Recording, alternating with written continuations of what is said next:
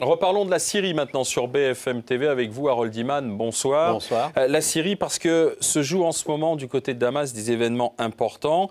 Les diplomates étrangers sont visés. On reparlera des décisions d'Alain Juppé d'ailleurs. Absolument. Ils ont été retirés. L'ambassadeur de France a été retiré. Car depuis le week-end, il y a eu toute une série d'attaques contre un centre consulaire français à Alep. Un autre à l'attaquer.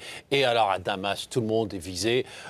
L'Institut culturel de France, l'ambassade de l'Arabie Saoudite ce week-end a été complètement saccagée. Le Qatar aussi. Le Maroc aussi. Et voilà qu'on apprend que les Émirats arabes unis aussi. C'est dire que le régime Assad dispose de foules de nervis à sa solde ou à son commandement et qui font ce genre d'actes devant une police qui ne dit rien. Est-ce que ça veut dire aussi que la guerre civile a commencé? Parce que, outre ces actes contre des chancelleries ou des symboles de pays étrangers, on a aussi attaqué en Syrie les services secrets, les locaux. Ça, c'est nouveau. Et on monte d'un cran dans cet affrontement interne.